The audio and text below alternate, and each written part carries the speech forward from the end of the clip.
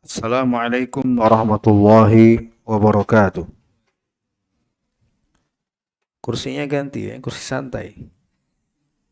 Saya bisa goyangin kaki.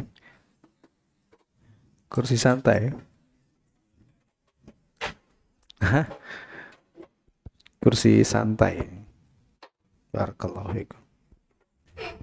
Innal hamdalillah nahmaduhu ta'ala wa nasta'inuhu wa nastaghfiruh wa na'udzu billahi min shururi anfusina wa sayyiati a'malina.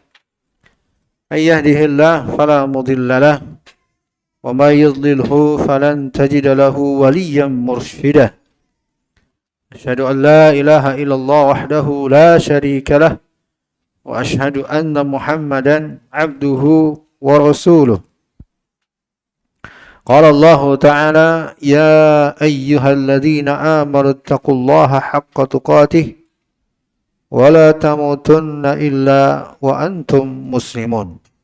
Amma ba'd, ya ma'syaral muslimin, ikhwan dan akhwat dan semua yang mengikuti kajian kita melalui media, mudah-mudahan senantiasa selalu dirahmati oleh Allah Subhanahu wa taala.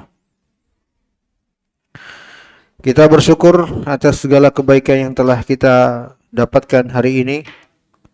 Hanya kepada Allah lah kesyukuran tersebut, karena tiada kebaikan melainkan hanya karena ketentuan dan ketetapan Allah Subhanahu wa taala. Dan hadirnya kita di pengajian ini juga nikmat yang selalu harus kita syukuri. Karena dengannya sebagai pertanda Allah menginginkan kebaikan untuk kita. Allah inginkan agar amal kita lebih baik, keyakinan kita menjadi lebih baik. Allah inginkan agar agama kita lurus, benar, dan sesuai dengan tuntunan. Makanya Allah hadirkan kita di majelis-majelis pengajian seperti ini dan di majelis yang lainnya bersama dengan ustaz-ustaz kita. Syukurilah, itu nikmat dari Allah. Salawat serta salam mari kita awali pertemuan kita untuk memanjatkannya bagi Nabi kita, Nabi besar Nabi Muhammad sallallahu alaihi wa alihi wasallam. Masya Allah ikhwan, pembahasan fikih kita tahapan demi tahapan ya, bersama dengan hari-hari kita telah lewati. Mulai dari jenis-jenis air kita selesaikan. Pembahasan tentang wudu udah kita selesaikan. Pembahasan tentang mandi besar juga selesai. Pengganti keduanya yaitu tayamum juga selesai. Ya, ini adalah pembahasan-pembahasan yang dengan taufik dari Allah telah kita selesaikan, perlu untuk dimurajaah. Perlu untuk dimurajaah, diulang-ulang. Jangan selesai pembahasan, selesai juga catatan, udah bukunya ditaruh, nggak pernah dibuka. Ya, dibaca-baca kalau ada waktu. Dan di antara cara untuk mengikat ilmu itu selain dengan murajaah atau membaca adalah dengan cara mengamalkannya. Mengamalkannya dalam keseharian. Ingat-ingat apa yang telah dibahas, kemudian amalkan. Dan mengamalkan ilmu itu ikhwan adalah salah satu wasilah untuk bertambahnya ilmu kita. Antum saya yakin insyaallah akan merasakan itu ketika antum amalkan apa yang telah dipelajari, Allah akan bukakan taufik untuk mendapat ilmu yang lain insyaallah taala. Ya, itu yang diucapkan oleh Imam Ahmad dan selain beliau dari para ulama kita. Akan bertambah itu.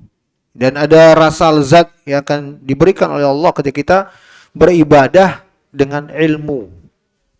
Makanya Imam Zuhri, Muhammad ibn Muslim Az-Zuhri rahimahullah sampai pernah berkata, "Ma'ubidallahu bi'afdala minal ilm." Tidaklah Allah itu disembah dengan sesuatu yang lebih afdol dibandingkan dengan ilmu. Hanya dengan ilmu. Ya. Dengannya Allah Subhanahu wa taala disembah dengan cara yang terbaik, dengan ilmu.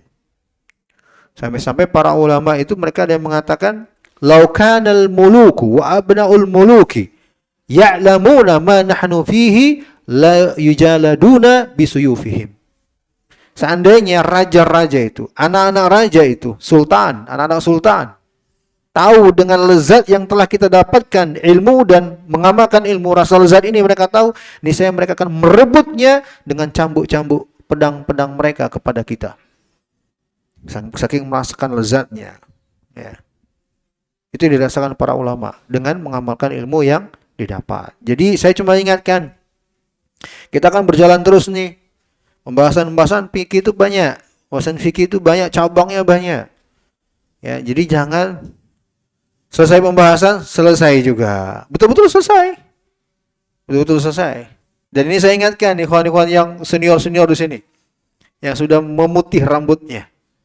Ya, kadang sekian tahun sudah. Saya tanya, nggak tahu jawab. Nah, ini menunjukkan tidak dimurojaah ilmunya.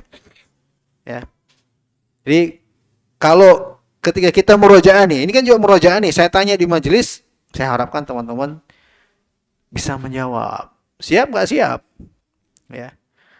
Walaupun mungkin kadang gelabak gerasa gerusuk buka buku gitu ya. Nggak apa-apa, yang penting bisa menjawab. Jangan kayak nggak tahu sama sekali ditanya sebuah permasalahan nggak. Wah, ini kayaknya betul-betul nggak dimurojaah ini. Ya, saya ingatkan aja kalau bisa jangan seperti itu. Di kajian tauhid itu banyak teman-teman kalau ditanya kayak blong sekali. Wah, ini sayang. Jangan ya. Ini mumpung belum jauh perjalanan. Fikih sekali lagi ikhwan itu termasuk pembahasan agama yang luas sekali. Saya hanya menyampaikan kepada antum ringkasnya aja sebenarnya. Masalah wudhu itu luas sebenarnya pembahasannya. Tapi ya ringkasnya aja. Nah, ringkasnya aja kan cukup panjang. Iya tidak? Wudhu aja kita berapa kali pertemuan? Tayamum aja berapa kali pertemuan? 3 kali ya? Murajaah. Itu aja sih intinya. Kata para ulama, innama hayatul ilmi bil murajaah atau bil mudzakarah. Ilmu itu hidup dengan dimurajaahi. Ulang-ulang. Mudzakarah. Baik. Dan alhamdulillah pembahasan kita malam hari ini adalah pembahasan baru tentang najis. Najis. Ahkamun najasat. Hukum-hukum najis. Mulai malam hari ini. Ya, setelah kita selesaikan beberapa pembahasan, kita masuk pembahasan tentang najis-najis. Ini adalah salah satu pembahasan dalam pembahasan fikih yang layak untuk didahulukan. Ya, karena dia terkait dengan pembahasan at-thaharah, bersuci. Kita bahas kata penulis di halaman 35 bagi yang punya bahasa Arabnya. Kalau diterjemah enggak tahu halaman berapa. Kata penulis, hafizahumullah taala, al-babu tasi' fin najasati wa kaifiyati tadhhiriha wa fihi masail. Bab yang ke-9 tentang najis-najis dan bagaimana cara menyucikan diri darinya, dan akan ada beberapa permasalahan yang akan dibahas. Al-mas'alatul ula ta'rifun najasa wa naw'aha. An-najasa hiya kullu 'ainin mustaqdiratin amara syari'u bijtinabiha. Pembahasan pertama tentang definisi. Ya. Dan jenis-jenisnya. Ikhwan dan akhwat rahimani wa rahimakumullah, penulis langsung menyebutkan definisi. Najis adalah segala sesuatu yang dianggap kotor oleh syariat dan memerintahkannya untuk menjauhinya. Ingat ya, di garis bawahi kalau yang punya buku terjemah kalimat syariatnya. Ada Syekh pakai sorban, jadi minder saya. Aduh, jadi minder saya. Salah tempat kayaknya nih. Diterjemah apa Bang Udin? Semua benda yang dianggap kotor menurut syariat. Nah, yang menurut syariat itu dilingkari. Ya, menurut syariat itu yang dilingkari. Kalau stabilo itu. Dan ini adalah definisi secara syar'i, istilah ya, untuk najis. Dan demikianlah dari sekian definisi para fuqaha ahli fikih tentang najis, yang pada intinya bahwa najis itu adalah sesuatu yang dianggap kotor oleh syariat, dan syariat memerintahkan kita untuk menjauhkan diri darinya. Bijtinabiha. ya, untuk menjauhkan diri darinya. Ya. Kata Syekh Ibnu Utsaimin beliau dengan tegas, najis adalah kullu ainin yahrumu tanawuluha la li hurmatiha wala li istiqdariha wala li dararin bi badanin aw aqlin li darari bi badanin aw aqlin. Semua yang telah diharamkan oleh syariat untuk ya digunakan atau dimanfaatkan atau dipakai bukan semata-mata karena dia adalah sesuatu yang memiliki kehormatan, atau bukan karena sesuatu dia hanya sebabnya kotornya saja, atau bukan karena dia bisa menimbulkan bahaya bagi badan, bagi akal, enggak. Tapi betul-betul hanya karena syariat. Ini penting loh ya. Ya, nanti kita akan tegaskan kaidah tentang penetapan syariat ini. Ya. Jangan sampai ada yang memahami bahwa najis itu adalah sesuatu yang kotor saja. Ya tidak? Sebagian masyarakat kita ya setiap yang kotor najis. Enggak mesti. Dan jangan juga menganggap bahwa penentuan najis seenaknya kita. Enggak. Harus betul-betul berdasarkan syariat. Dengan kata lain, harus dengan dalil. Oleh karena itulah kaidah yang muqarrar, yang paten sudah di tengah para fuqaha ahli fikih kita dalam pembahasan najis disebut oleh Imam Syaukani. Tulis Imam Syaukani dalam As-Sailul Jarar. Imam Syaukani dalam As-Sailul Jarar jilid pertama halaman 43. Jilid pertama halaman 43 berkata, "Annal asla fi jami'il asya'i taharah wa annahu la yunqalu an dhalik illa naqilun sahihun salihun lil ihtijaji bihi ghayra mu'aridin bima yurajjihu alaihi aw yusawi." Kata Imam Syaukani dalam As-Sailul Jarar, hukum asal bagi segala sesuatu yang ada di sekitar kita dari benda-benda itu suci. Hukum asalnya suci. Dan tidaklah berubah hukum asal ini kecuali dengan adanya penukilan dalil yang sahih, salih, ya, yang sahih, yang tepat, yang jelas dan tegas.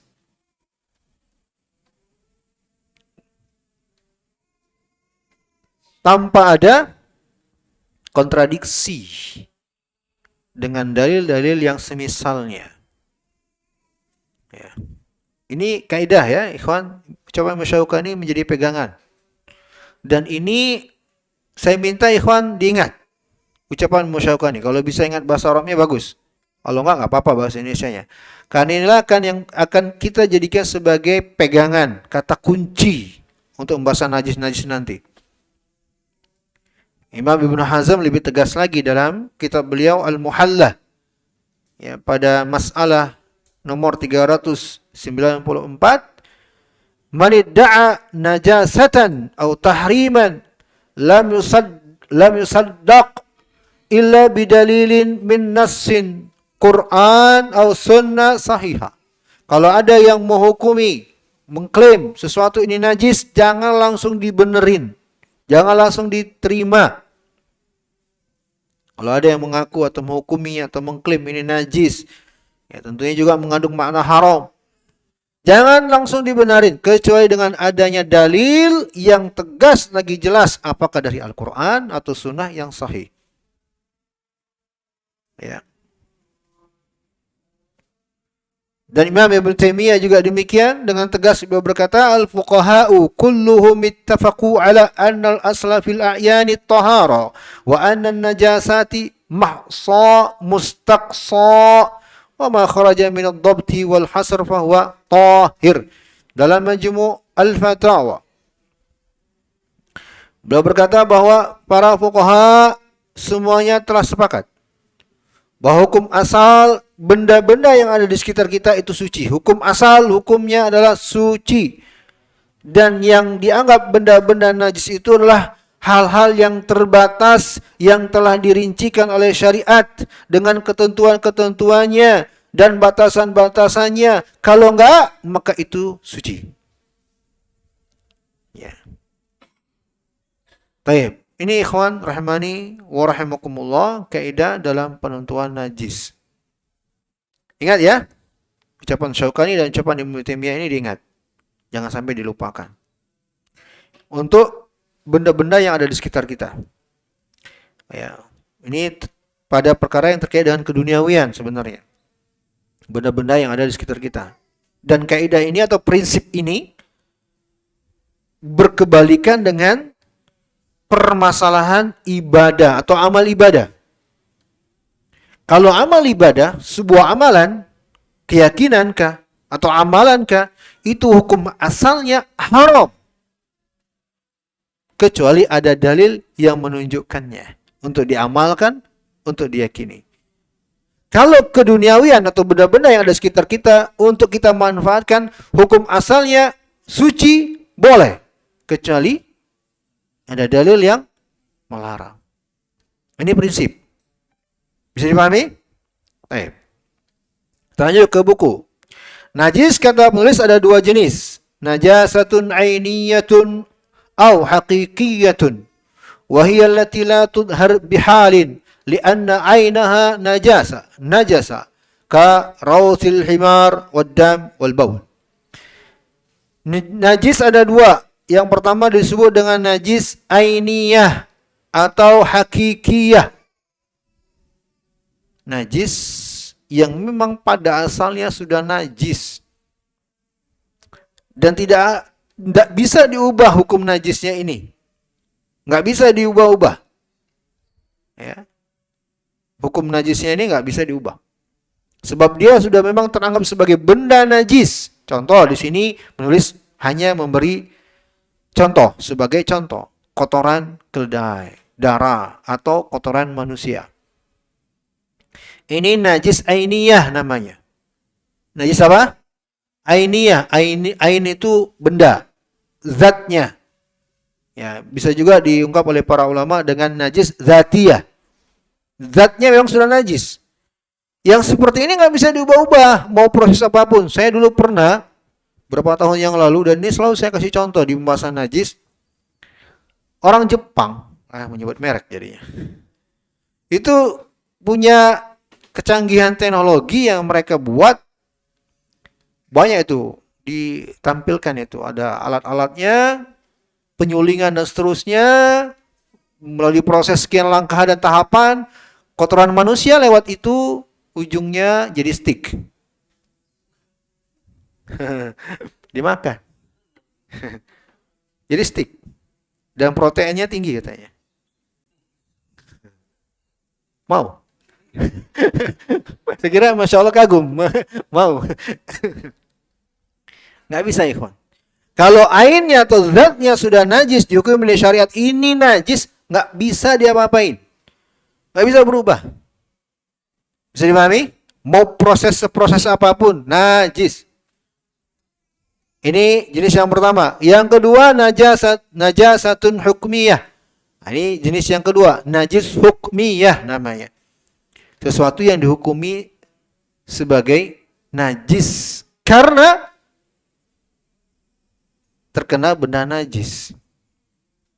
Kata penulis, sesuatu yang dianggap ya sebagai benda najis yang terkena pada anggota badan, misalnya menghalangi untuk sahnya sholat. Ya. Jadi contoh sederhananya gini, baju nih kena pipis anak kita, boleh nggak dipakai untuk sholat? Boleh nggak dipakai untuk sholat? Bajunya? Nggak boleh lah, kena najis ya. Tunggu dulu, kan saya nggak bilang dibersihkan. Kita udah bahas kan najis belum ya, baru masuk ini. Ya. Nah, baju ini yang kena najis nggak bisa dipakai sholat. Kenapa? Nah, pada bajunya dihukumi sebagai najis lah hukumiyah. Hukumiyah. Bisa dipahami? Ya, bersihkan dulu baru bisa dipakai. Berarti dia hilang hukum najisnya kalau dibersihkan. Ya. Ya, ini najis hukumiyah. Dia dianggap najis karena terkena benda najis dan bisa dihilangkan hukum najisnya bila dibersihkan. Itu najis hukumiyah namanya. Sesuatu yang dihukumi sebagai najis. Tapi bisa dihilangkan hukum ini. Bisa dipahami? Bisa dipahami enggak ini? Ya, bedanya dengan yang pertama apa? Kalau yang pertama tadi bendanya, ya, najisnya. Kalau ini benda lain yang terkena najisnya, ya. Bisa dipahami enggak? Ya, taib. Inilah najis hukmiyah, ya. Dan termasuklah hadas asghar yang tidaklah hilang kecuali dengan wudu, ya. Kal ghaid, ya, status seseorang setelah buang air, ya, atau hadas akbar, ya, yang tidaklah hilang kecuali dengan mandi junub. Kan ini kan berubah nih, ya, hukumnya berubah. Kalau najis ini nggak bisa berubah, mau diapain juga nggak bisa berubah. Baik, inilah dua jenis najis, ya, dan juga terkait dengan pembagian toharo yang telah kita bahas, ya. Toharo ada dua, toharo hakikiyah dan toharo hukmiyah, ya. Baik, kita lanjut ke pembahasan setelahnya. Kata penulis, dan pada asalnya najis itu dihilangkan dengan air. Pada asalnya najis itu dihilangkan dengan air. Nah, ini sudah hukum asal ini. Antum kalau memikirkan bagaimana cara menghilangkan najis, gunakan aja hukum asal ini dengan air. Hukum asalnya dengan air. Taib. Dan inilah pada asalnya dalam bersuci. Berdasarkan firman Allah di surat Al-Anfal ayat ke-11, wa yunazzilu 'alaikum minas sama' ma'al liyutahhirakum bih. Dialah Allah yang menurunkan bagi kalian air dari langit. Nah, ini juga ayat menunjukkan bahwa air yang ada di dunia ini, ikhwan, asalnya dari langit. Laut, sungai itu asalnya dari langit. Dari hujan. Ya, mata air pun asalnya dari langit. Ya. Untuk kalian bersuci dengannya. Ya, ini juga dalil menunjukkan bahwa Allah berada di mana kalau begitu? Di atas.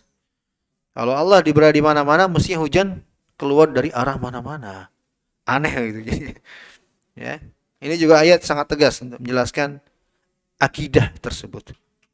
Prinsip tersebut, keyakinan tersebut. Enggak usah perlu dibahas-bahas panjang lebar. Cukup dengan ayat. Jelas sudah.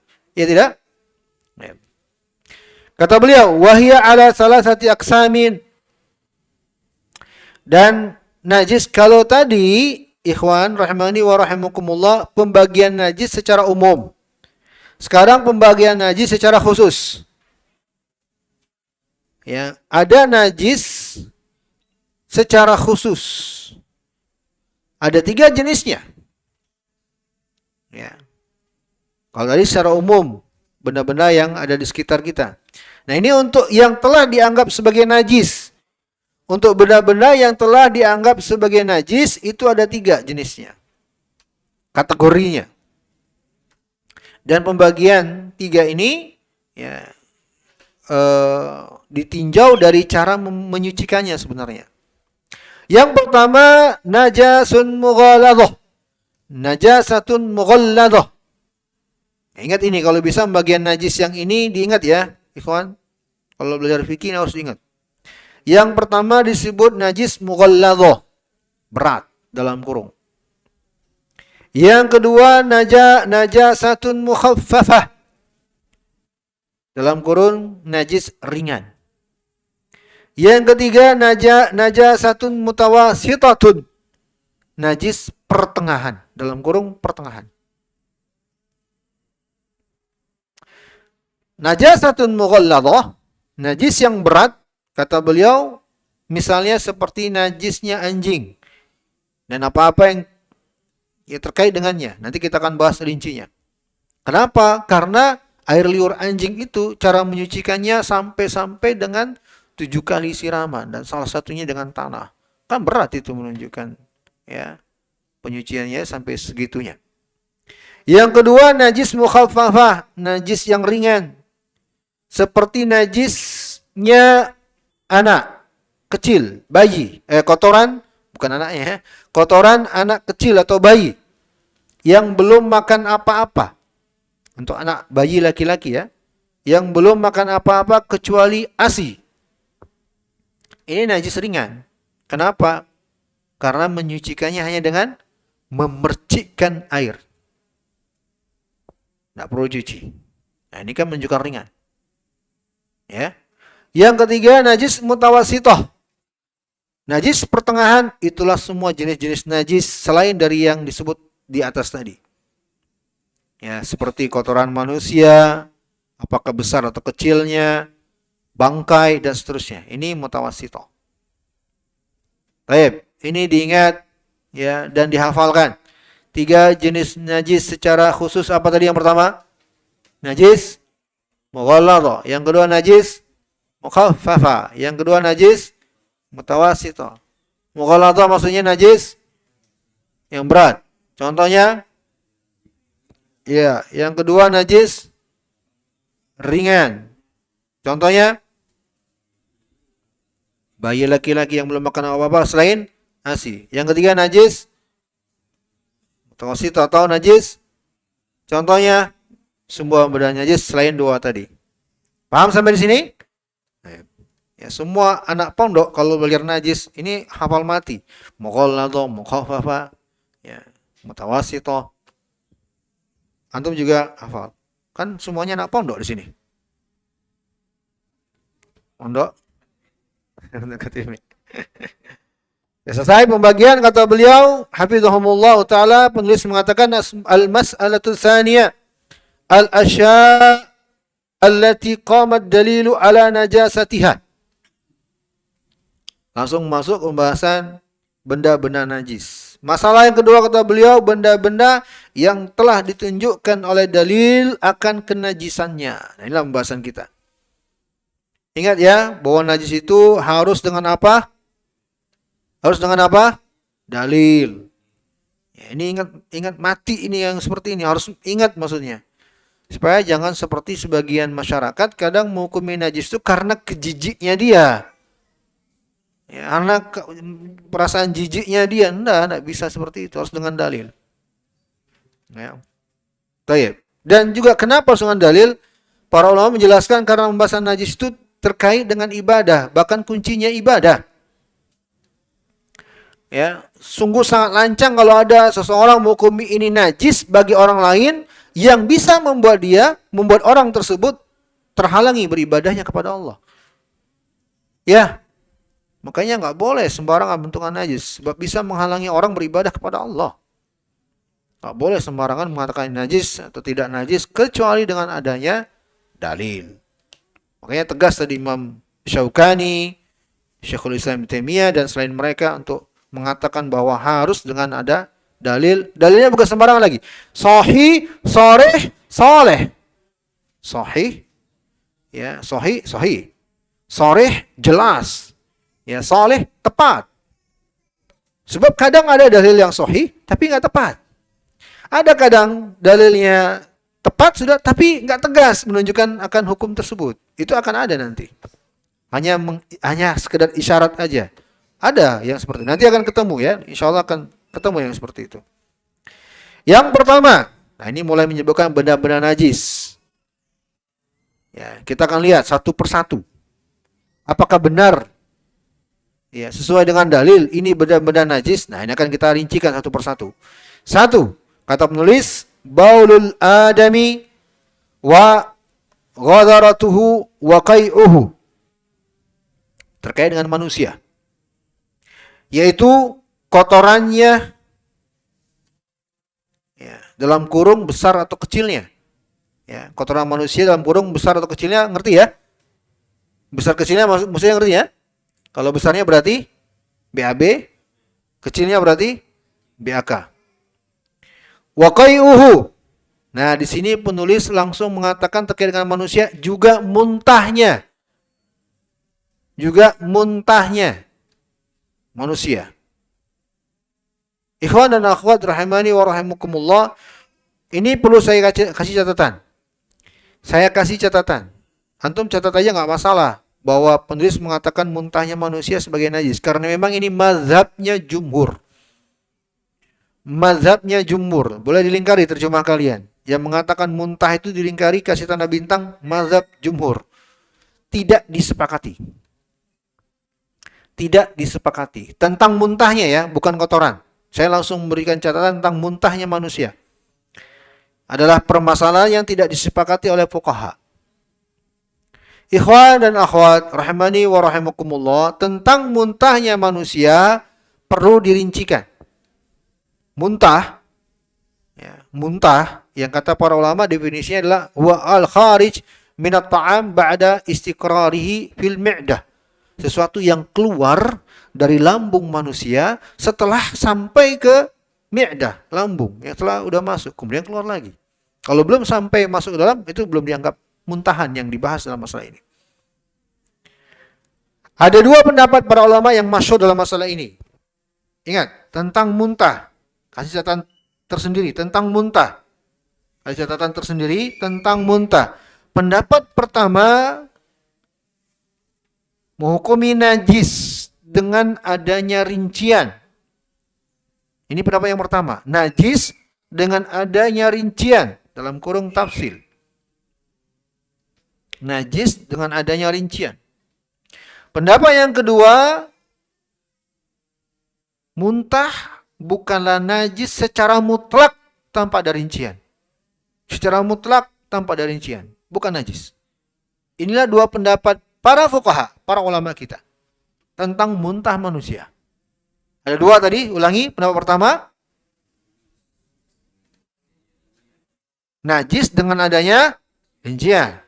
Pendapat yang kedua, tidak najis secara mutlak tanpa ada rincian. Ini dua pendapat. Dan ikhwan, kenapa sih kita mesti mengenal pendapat-pendapat fuqaha? Supaya antum, ya pertama, bertambah wawasan. Yang kedua, tidak ekstrim dalam menghukumi orang-orang di luar. Kalau masalah-masalah fikih yang memang khilafnya terjadi di tengah para ulama kita, antum jangan memaksakan diri. Sebab kalau masalah itu memang terjadi khilaf di antara para ulama, tidak boleh kita ingkari. Harus berlapang dada untuk khilaf yang sifatnya seperti itu. Dan kita nggak akan bisa memahami ini khilaf di antara para ulama kalau kita nggak tahu, nggak bahas, nggak mengerti. Ya tidak? Kalau kita cuma satu taunya, misalnya kita kadang cenderung bersikap ekstrim. Setiap orang selain kita pasti salah. Padahal belum tentu. Makanya harus tahu nih ada rincian dan perbedaan pendapat para ulama. Bisa dipahami? Dan untuk masalah fikih, ikhwan, yang khilaf para ulama padanya, sikap kita harus tawasu' as-sadr, lapang dada. Nggak boleh memaksakan pendapat kita kepada orang lain, dan orang lain juga nggak boleh memaksakan pendapatnya kepada kita. Silakan masing-masing beramal dengan apa yang dia kuatkan. Untuk masalah fikih, pada khilaf yang sifatnya memang ada ulama di belakangnya. Yang para ulama tersebut memang ada dalilnya. Kalau khilaf tersebut antara satu pendapat dengan pendapat yang lain, ada dalilnya satu pendapat, pendapat lain nggak ada dalilnya, ini bukan khilaf yang diterima. Bisa dipahami? Jangan langsung bermudah-mudahan beralasan khilaf. Oh, itu kan khilaf. Dilihat dulu, kalau khilafnya antum, yang antum kuatkan nggak ada dalilnya, sementara kita pendapat ada dalilnya, ini nggak diterima. Bisa dipahami, ikhwan? Ya, misal nih, sebagian orang mengatakan ini khilaf. Nggak usah terlalu ekstrim lah, nggak usah terlalu keras menyikapi orang yang datang ke kuburan mencari berkat di sana. Itu khilaf kok. Di antara para ulama mazhab Syafi'i ada yang bolehkan. Khilaf kepalamu. Nggak ada dalilnya sama sekali. Untuk yang mengatakan bolehnya, nggak ada dalilnya sama sekali. Untuk yang mengatakan tidak boleh, jelas. Dari Al-Quran, dari hadis ulama, jelas dalilnya. Yang seperti ini nggak bisa dibenturkan lalu beralasan dengan khilaf para ulama. Bisa dipahami? Kalau ada pendapat yang berbeda para ulama, satu ada dalilnya, yang lain juga ada dalilnya, ulama-ulama yang mu'tabar, yang diakui keilmuannya, lapang dada, udah biarin aja. Aman kita. Contoh sederhana, antum sholat ada yang menggerak-gerakkan jari, ada yang tidak menggerak-gerakkan jari. Ya, bagaimana sikap kita? Jangan sampai nangkap. Ketika lihat teman sebelahnya gerak-gerak, nggak boleh. Dan itu terjadi loh. Jangan anggap nggak terjadi. Pernah terjadi di luar negeri sana. Di luar negeri. Bukan di KTB. Aman KTB. Hah? Muter, ditangkap oleh orang sebelahnya. Ya. Ada juga yang kalau ngaki merapat, diinjak kakinya. Ada lagi yang masalah dobot atau kobot setelah ruku. Kobot setelah ruku. Ada yang memukul tangannya. Ini terlalu ekstrim. Kalau khilaf-khilaf yang seperti ini, yang di belakangnya semua pendapat itu ada ulamanya, silakan aja. Dan kata Syekh Ibnu Utsaimin, sejatinya khilaf yang seperti ini satu sebenarnya. Kenapa? Sama-sama beramal dengan dalil. Paham? Taib. Nah, begini juga masalah ini. Pendapat pertama dia mengatakan najis dengan rincian. Pendapat yang kedua mengatakan tidak najis secara mutlak tanpa ada rincian. Nah, sekarang saya sampaikan apa dalil-dalilnya mereka. Kita jelaskan. Pendapat pertama yang mengatakan najis, mereka merinci dengan dua keadaan. Pendapat pertama nih, yang mengatakan najis dengan rincian, mereka merinci dengan keadaan. Keadaan yang pertama tergantung muntahannya. Jika muntahannya mutaghayyaran an hali ta'am, ta'man aw launan aw rihan. Jika muntahnya telah berubah dari apa yang dia makan tadi, apakah pada baunya atau rasanya atau warnanya, maka najis muntah tersebut. Dan ini sesuai dengan kaidah dalam penentuan sesuatu yang bercampur dengan najis dan telah berlalu bahasanya ya. Sesuatu itu tercampur dengan najis, dihukumi najis bila berubah salah satu dari tiga hal ya. Apa yang pertama? Warna, baunya, dan rasanya. Nah, demikian juga para ulama yang menguatkan pendapat ini. Rincian pertama mereka mengatakan kalau muntah yang keluar tersebut telah berubah dari makanan yang tadi yang dia makan. Dia makan tadinya pizza misalnya. Terlalu mewah bisa. Tadinya dia makan nasi uduk misalnya. Ya, nasi uduk misalnya. Muntah dan yang keluar ini ketika dia muntah udah berubah, bukan nasi uduk lagi. Jauh sekali perubahannya.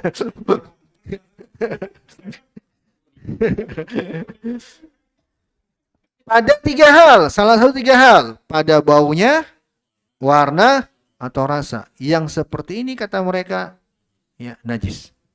Dhahaba amatul ulama minas salaf wal khalaf annahu najasun. Mayoritas para ulama dari kalangan salaf terdahulu, khalaf belakangan, menghukumi muntah seperti ini najis. Ya. Hujjah mereka adalah qiyas dengan al-ghaid. Ya. Qiyas dengan kotoran yang keluar dari tubuh manusia. Kotoran yang keluar dari tubuh manusia itu kan asalnya makanan. Ya tidak? Ya. Kotoran manusia dihukumi najis kan? Ya tidak? Sepakat para ulama kan ini. Kenapa najis? Karena udah berubah. Ya enggak? Kotoran manusia itu najis. Kenapa? Karena jelas ya najisnya. Dan di antara penajisannya adalah karena ya berubah dari makan yang telah masuk tadi. Begitu juga muntah sama kan kata mereka. Kiasnya. Paham ini? Baik. Ini hujah mereka. Disebut oleh Imam Ibnu Qudamah dan juga Imam Ibnu Qayyim dan Syekhul Islam Taimiyah sebelum beliau rahimahumullahu taala. Ada di kitab Al-Kafi, Mughnil Muhtaj, Bada'i As-Sana'i dan Syarh Muntaha Al-Iradat. Dan juga ulama belakangan dari kalangan Lajnah Daimah. Lajnah Daimah yang baru kemarin salah satu anggotanya meninggal, Fadilatul Syekh Saleh Al-Luhaidan rahimahullahu taala rahmatan wasi'ah. Fatwa resmi dari lembaga Lajnah Daimah Kerajaan Saudi Arabia menghukumi yang seperti ini, muntah manusia yang seperti ini najis. Ya. Muntah yang seperti ini najis. Ingat ya, dalil mereka kias. Paham ikhwan? Dalil mereka kias. Nanti ada hadis dan akan saya sebutkan status hadisnya. Jika keadaan yang kedua, ayakhruja ala hayati ta'am ghaira mutaghayyir fahuwa tahir ghairu najis. Kalau yang muntah ini keluar tidak berubah dari karakteristik makanan yang telah dia makan sebelumnya, tanpa ada perubahan sama sekali, maka maka suci, tidak najis. Ini dua keadaan bagi ulama yang mengatakan muntah itu najis, dengan rincian dua keadaan ini. Ya.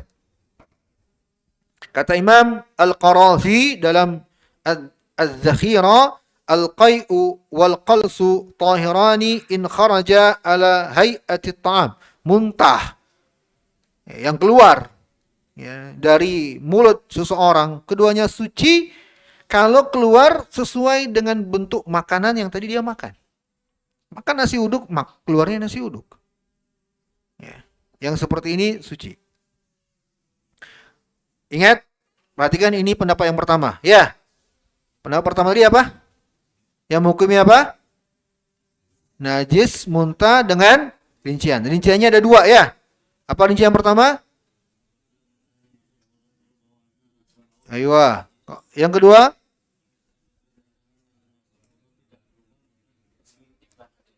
Kalau menguatkan pendapat pertama ini, perhatikan, khususnya ibu-ibu atau antum yang punya anak bayi, kalau menguatkan pendapat yang pertama ini, maka yang keluar dari mulut bayi, yang biasa disebut apa istilahnya? Gemoh. Hah? Gemoh kan? Oh? Ngumoh. Oh, ngumoh. Saya gemoh. Salah sebut. Padahal saya punya bayi. Ngumoh. Itu najis. Karena udah berubah. Kalau antum perhatikan, berubah. Sebagaimana disebut oleh para ulama. Wa bina'un ala hadzal qaul yuqalu fi qa'ir radi in kanat mutaghayyiran kana yakhruju al-halib wa fihi safrah wa qad taghayyarat madatuhu wa raihatuhu fa hadha yahkumu binajasatihi. Kalau menguatkan pendapat ini, maka muntah bagi yang masih menyusui itu kalau berubah, yang keluar itu walaupun masih susu ASI yang tadi dia dapatkan dari ibunya, tapi kadang kan udah berubah warnanya, berubah juga baunya, maka dihukumi ini najis. Untuk menguatkan pendapat ini, bagi yang menguatkan pendapat ini. Makanya antum kalau mendapatkan ada yang langsung membersihkan menganggap najis, memang ada ulamanya. Bisa dipahami? Baik, ini pendapat yang pertama. Pendapat yang kedua dan ini yang rajih, bahwa muntah manusia tidak najis secara mutlak tanpa ada rincian. Dan ini yang rajih. Ini yang rajih. Para ulama yang menguatkan pendapat kedua ini, berdasarkan kaidah yang muqarrar tadi disebut oleh Imam Syaukani dan telah kita sebutkan di Sailul Jarrar, bahwa najis itu haruslah berdasarkan dalil yang betul-betul sahih, yang sharih dan saleh. Adalah pendapat yang dikuatkan juga oleh Syekh Al-Albani, Syekh Ibnu Utsaimin, dan selain mereka berdua rahimahumullahu taala. Selain dari ulama tadi yang telah kita sebutkan. Bahwa muntah manusia itu tidaklah najis. Kenapa? Yang pertama, kalau hukum kias nggak bisa. Kias, mengkiaskan kotoran manusia dengan makanan yang menjadi muntah, ini beda. Bedanya adalah yang satu kotoran, yang satu belum dianggap kotoran, muntah kotoran, bukan. Beda kan? Kalau kiasnya misalnya ilahnya sama, ya, ini masih bisa diterima seperti ya apa? Kayak minuman-minuman keras di zaman sekarang dengan khamar, ganja deh, ganja. Ganja itu diharamkan. Kiasnya dengan khamar. Kenapa? Sama-sama memabukkan. Sekarang kotoran dengan muntah samanya di mana? Mau di mana samanya? Hah? Nggak bisa. Beda ya? Bisa dipahami? Taib. Ya, ini yang pertama. Yang kedua, kalau mereka berdalil dengan hadis, ya ada dalilnya. Mereka sebagian para ulama yang menguatkan najisnya itu berdalil dengan hadis dari Ammar, innama taghsilu thawbaka minal bauli wal ghaid wal qai'i wad dami wal mani. Ya, cukup bagimu untuk menyuci bajumu dari terkena kotoran manusia besar atau kecilnya, terkena muntah, darah atau mani. Ini hadis dhaif. Didhaifkan oleh imam besar. Banyak. Di antaranya oleh Imam Al-Hafidh Ibnu Hajar. Al-Hafidh Ibnu Hajar rahimahullah Al-Asqalani dalam Fathul Bari. Ya. Beliau melemahkan hadis Ammar ini, ya, dan di dalam periwayatannya ada rawi yang muttaham bil wad'. Ya, perawi yang ya, dianggap oleh para ulama ahli hadis sebagai perawi yang suka memalsukan hadis. Maka hadis ini memang para ulama tadi yang kita sebutkan di pendapat pertama kan cuma berdalil dengan kias. Sebagian mereka nggak mau berdalil dengan hadis ini karena tahu hadisnya lemah. Bisa dipahami? Ya. Baik, ikhwan rahimani wa rahimakumullah, dengan demikian kuatlah pendapat yang mengatakan muntah manusia tidaklah najis. Perubahan bau, seandainya berubah bau atau warna atau rasa, bukan karena menjadi kotoran. Sekarang bisakah dipastikan berubahnya itu karena ada najis yang mencampurinya? Belum tentu. Ya tidak. Makanan yang masuk ke mulut manusia, ini mungkin ahli medis yang lebih pas untuk menjelaskannya. Itu proses, dengan adanya proses, kalau sudah masuk ke dalam, jangankan ke lambung, tenggorokan aja wajar berubah. Karena ada zat-zat lain yang mencampurinya. Ya tidak? Belum tentu perubahan itu karena bercampurnya najis. Jadi perubahan pada bau, pada rasa, atau warna bukan karena semata-mata sebabnya terkena najis. Sebab najis yang ada pada manusia itu di ujung, ya, bagian lambung, yang itu sudah, ya, akan keluar bagian bawah, ke arah bawah. Makanya disebut muntaber, muntah berak-berak. Muntahnya di atas, beraknya di bawah. Bukan muntah dan berak keluar di mulut. Ya, karena beda, jalannya beda. Bisa dipahami, kawan?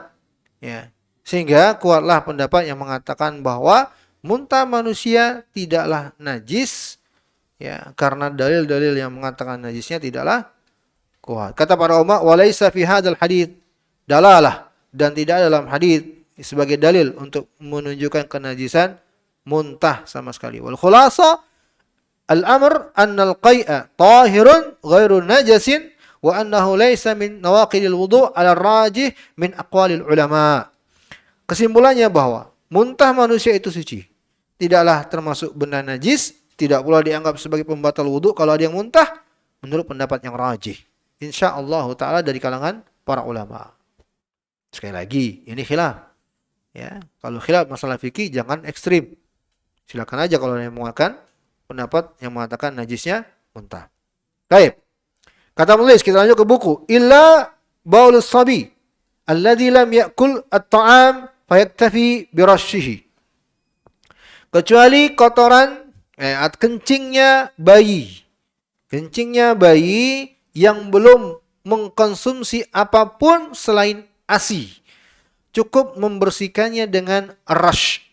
Memercikkan saja. Dipercikkan saja. Tidak perlu dicuci, ya, dikucek-kucek seperti mencuci baju yang lainnya. Tidak perlu. Cukup dipercikkan aja. Untuk air kencing bayi yang belum mengkonsumsi apapun selain ASI. Ini pun sebenarnya bukan berarti tidak najisnya. Kotoran manusia, ikhwan, dari bayinya sampai besarnya najis semuanya. Hanya saja di sini penjelasan terkait dengan cara membersihkannya. Untuk bayi yang belum mengkonsumsi apapun, itu pun bayinya bayi laki-laki. Kalau bayi perempuan, tidak ada pengkhususan seperti ini. Hanya dengan dipercikkan. Baik, ada beberapa penjelasan terkait hal ini dan ditambahkan sebagai catatan. Imam Al-Hafidz Ibnu Hajar dalam Fathul Bari ya menjelaskan ketika disebut bahwa dalam hadis lam ya'kul ta'am, bayi yang belum makan apa-apa.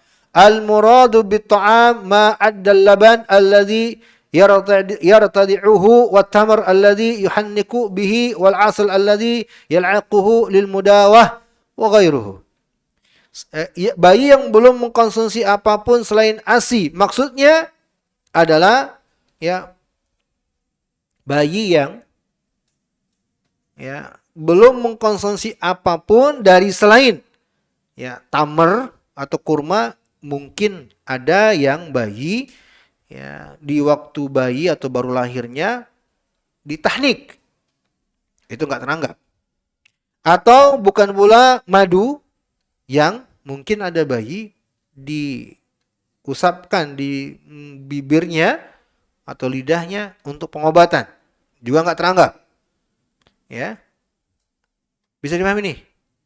Intinya adalah yang diinginkan dengan bayi di sini yang belum mengkonsumsi apapun adalah bayi yang belum mengkonsumsi sesuatu sebagai pengganti ASI yang mengenyangkan dia. Kalau dia makan sesuatu selain ASI, seperti madu tadi, hanya sebatas pengobatan sesaat, atau tamar hanya sekadar untuk mentahniknya, ini tidak teranggap. Masih dianggap sebagai bayi yang belum mengkonsumsi apa-apa. Paham? Ya. Dan saya dengar langsung penjelasan ini dari Syekh ya, Abdurrahman ya, hafizahullah taala ya. Ya. Al-Jibrin. Abdurrahman Al-Jibrin. Jadi yang diinginkan di sinilah bayi yang belum mengkonsumsi apapun yang pengganti ASI-nya atau pelengkap ASI-nya yang mengenyangkan dia. Jadi kalau bayinya nih udah mengkonsumsi hati ya, yang dibuat bubur itu apa namanya? Tim, ya.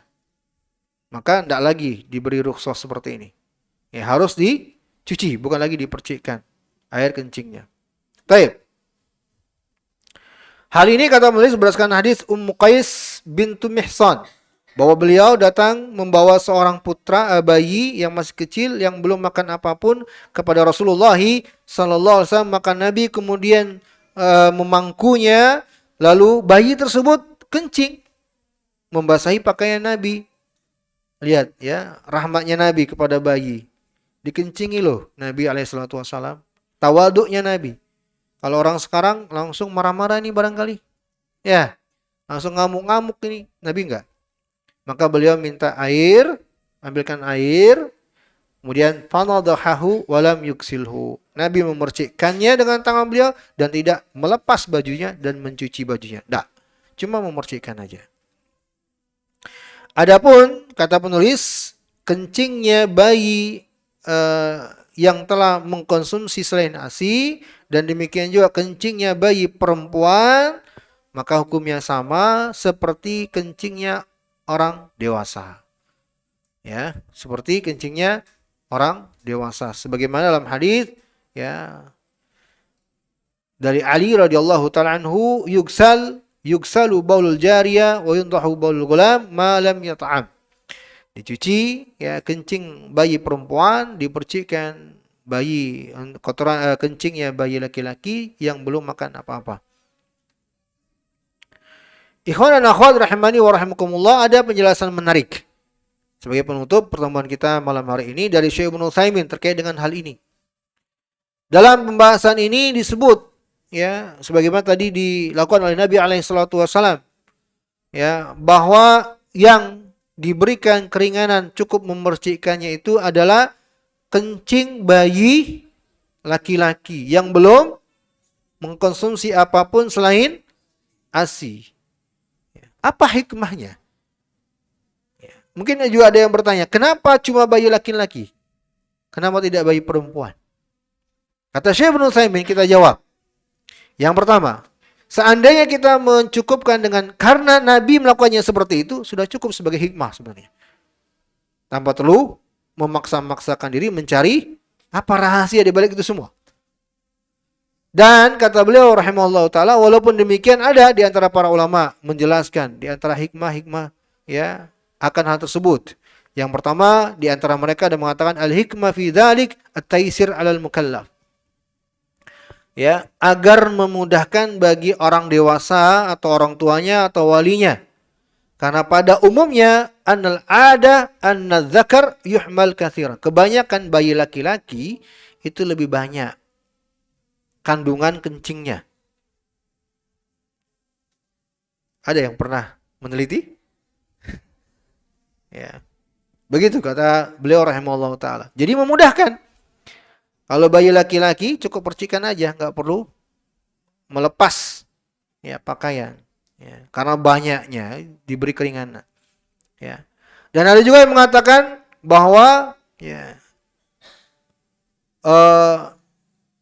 air susu atau ASI yang dikonsumsi oleh bayi laki-laki itu beda kandungannya dengan air ASI atau proses yang dihasilkan menjadi air kencing oleh bayi laki-laki dan bayi perempuan dari ASI yang keduanya sama-sama menyerapnya itu beda. Ya. Allah alam ya, saya juga nggak tahu, nggak pernah meneliti. Harus ke laboratorium nih kayaknya nih. Ya.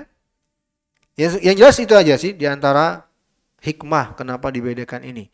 Ya. Dan ala kulli hal mau tahu nggak tahu hikmahnya. Kata Syekh Ibnu Utsaimin di awal jawaban, seandainya kita mencukupkan bahwa kita katakan inilah sunnah Nabi, ya udah selesai sebenarnya.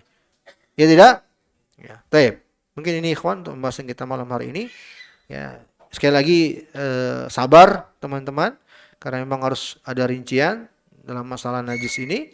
Kita akan jelaskan rincian-rincian tersebut dengan catatan saya juga katakan berusaha meringkasnya. Ya. Yang penting adalah kita tahu ada wawasan terkait dengan pembahasan tersebut, ada pendapat-pendapat para ulama. Itu pun saya mengangkat hal-hal yang perlu memang disebutkan rinciannya. Kalau enggak, saya lewatkan aja. Ya, baik. Mohon maaf atas segala kesalahan dan kekurangan. Ya, dan hanya kepada Allah kita mohon ampunan. Kita cukupkan pembahasan sampai di sini untuk pertemuan kali ini. Dan kita akan lanjutkan di pertemuan yang akan datang.